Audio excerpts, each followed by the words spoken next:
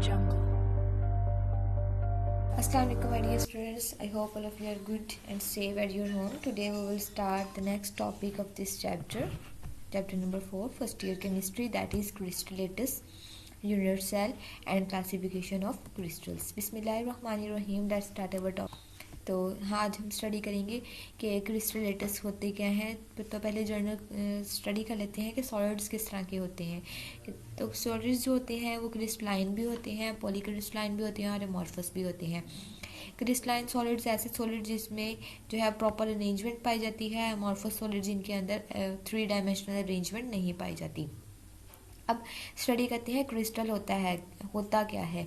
Crystal is the substance in which the atom molecule are arranged in a definite repeating pattern in 3 dimension. ठीक है, तो इसके अंदर क्या होता है कि यहाँ पे देखें अरेंजमेंट्स हैं. ये क्रिस्टलाइन सॉलिड्स हैं, इनके अंदर स्पेसिफिक एटम्स और मॉलिक्यूल्स होते हैं जो एक प्रॉपर डिस्टेंस के ऊपर अरेंज होते हैं और वही पैटर्न रिपीट होता जाता है और ये क्रिस्टल जो है वो बन जाती है.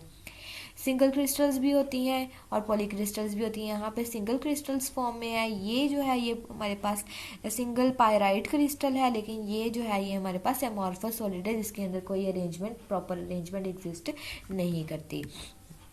नेक्स्ट है हमारे पास के जो क्रिस्टल लेटस क्या होता है, स्पेस लेटस क्या होता है, यूनिट सेल क्या होता है, इसके पैरामीटर्स क्या हैं, ये हम सारे अपनी वीडियो में डिटेल से स्टडी करेंगे. तो स्पेस लेटस जिसे हम क्रिस्टल लेटस भी कहते हैं वो क्या होता है कि crystal lattice basically space lattice और मॉलिक्यूल से बनता है. अब स्पेस लेटस क्या होता है. Space lattice are 3 dimensional translational periodic arrangement of point in space. ठीक है, कि ये एक स्पेसिफिक पॉइंट्स की अरेंजमेंट होती है 3D में, उसको हम स्पेस लेटस कहते हैं. An infinite array of points in 3 dimension in which every point has an identical environment to all other is called space lattice. यानी कि space lattice क्या होता है कि specific points की arrangement को कहा जाता है. ये देखें, ये हमारे पास जो है specific points हैं जो कि lattice कहलाते हैं. अब यहाँ पे रहेगी हमारी बात जो नेक्स्ट थी बेसिस और मोटिव्स की. अब वो क्या होते हैं. An atom or a group of atom associate with each lattice point. यानी कि lattice point के ऊपर जो मॉलिक्यूल प्रेजेंट होगा उसे हम क्या बोलेंगे, मोटिव्स कहेंगे. यानी कि एक स्पेसिफिक जगह होती है जहाँ पे एक मॉलिक्यूल आके फिट होता है, उसको हम क्या कहेंगे, लेटेस पॉइंट कहते हैं. लेटेस पॉइंट के ऊपर जो मॉलिक्यूल लगेगा आके उसे हम मोटिव्स कहते हैं. अब क्रिस्टल किससे बनती है, स्पेस लेटेस से और मोटिव से बनती है. यहाँ पे देखें ये लेटिसेस हैं यानी कि ये पॉइंट्स हैं. अब उन पॉइंट्स के ऊपर क्या लगेंगे, मॉलिक्यूल. ये जो मॉलिक्यूल है ये बेसिस हैं ये कि उसके साथ आके जिन्हें मोटिव्स कहते हैं वो लगेंगे और ये पूरे क्रिस्टल का स्ट्रक्चर जो है वो प्रिपेयर हो जाएगा इस तरह से. नेक्स्ट हमारे पास क्रिस्टल्स हैं जो हम मोस्टली पेपर के ऊपर या बोर्ड के ऊपर दिखाते हैं, दैट इज़ 2D. एंड ये यहाँ पे जहाँ पे देखें कि ये आपको पीछे वाली बैकवर्ड साइड भी थोड़ी सी नज़र आ रही है, तो it means that it is 3D arrangements. यहाँ पे ये पॉइंट्स जो है वो लेटेस्ट पॉइंट्स हैं जिनके ऊपर मॉलिक्यूल्स जो है वो अरेंज है. ये 2D में है और यहाँ पे 3D में अरेंज है. ये देखें, यहाँ से आप देख सकते हैं कि ये 2 मॉलिक्यूल आगे हैं, ये 2 पीछे की तरफ हैं. तो ये जो सिंबल शो कर रहा है ये पीछे की इंडिकेट कर रहा है मॉलिक्यूल्स को. अब 3 डायमेंशनल लेटेस आप यहाँ पे भी देख सकते हैं कि ये एक दिखाई गई है 3 डायमेंशनल लेटेस जो है यहाँ पे बनाई है. इसमें से एक जो होगा ये ब्लू हाईलाइटेड पोर्शन है, that one is the unit cell. ये उसके ऊपर वाली टॉप व्यू है, ये उसका साइड व्यू है, ये उसका फ्रंट व्यू है, ये उसका साइड वे व्यू है. ये वाला यहाँ से यहाँ से यहाँ से इस तरह से ये साइड व्यू है. अब यूनिट सेल क्या होती है, तो ये यूनिट सेल की डेफिनेशन है the smallest volume from which the entire crystal is build up by translationally repetition in 3 dimension. यानी कि यूनिट सेल जो है, जैसे हम कहते हैं कि ह्यूमन बॉडी में बेसिक यूनिट जो है वो सेल है, इसी तरह क्रिस्टल लेटस में बेसिक यूनिट जो है वो यूनिट सेल है. यानी कि यूनिट सेल जब रिपीट होती रहेगी तो आपके पास क्या बन जाएगा, क्रिस्टल लेटस बन जाएगी. अब क्रिस्टल लेटिस जो है इसके अंदर जो है वो लेटेस्ट पैरामीटर्स जो हैं वो क्या होते हैं। लेटेस्ट पैरामीटर्स हमारे पास 3 एक्सिस होते हैं। दैट वन, ये जहाँ पे जो आपको नजर आ रहा है दैट वन इज ए, ये बी और ये वाला सी, जिसे आप एक्स एक्सिस, इसे एक्स एक्सिस कहते हैं, ये जो ऊपर वाला है इसे हम वाई एक्सिस कहते हैं और ये वाले को हम जी एक्सिस कहते हैं।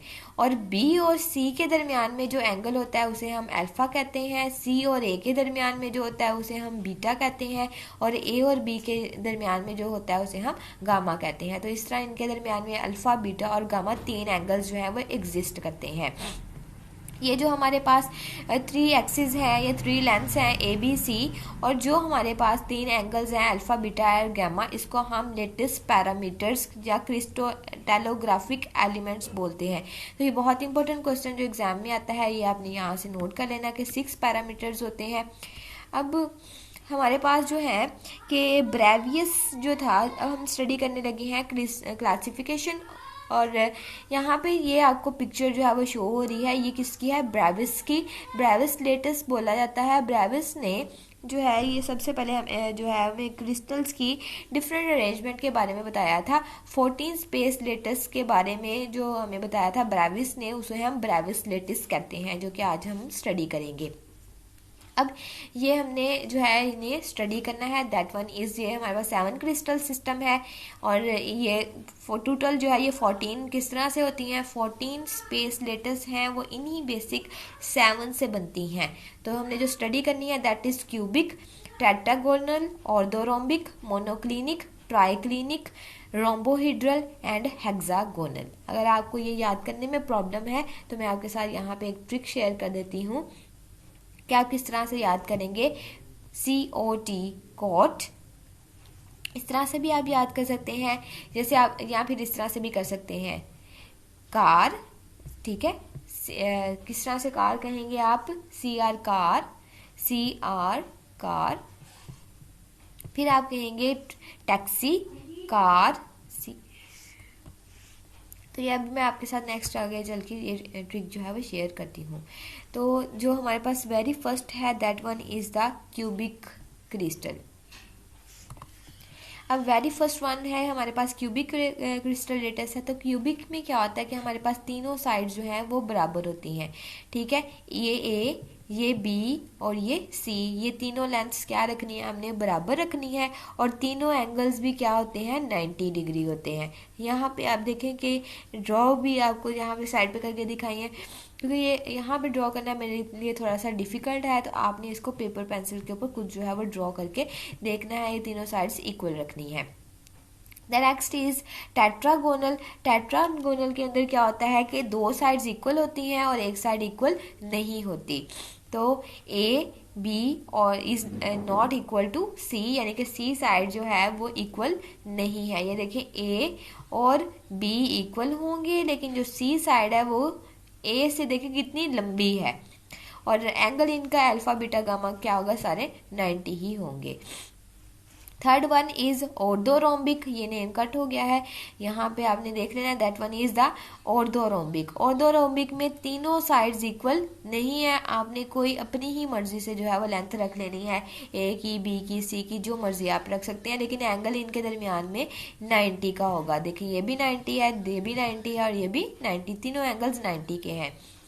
मोनोक्लिनिक जो है, मोनोक्लिनिक में हमारे पास तीनों लेंथ बराबर नहीं होती, जैसे हमने ऊपर वाले केस में स्टडी किया था। लेकिन इसमें क्या होता है कि जो आपके पास अल्फा और बीटा है वो 90 है। अल्फा और बीटा क्या है, 90 है, लेकिन गामा जो है वो 90 नहीं है। ये देखिए ऐसे लग रहा है जैसे क्रिस्टल थोड़ी सी आगे गिर रही है। तो ये इसमें अल्फा, ये देखिए ये अल्फा आपको शो हो रहा है, ये कितना एंगल बन रहा है, 90, और बीटा देखें वो कितना बन रहा है, 90, लेकिन गामा 90 नहीं है। तो नेक्स्ट है हमारे पास ट्राइक्लिनिक।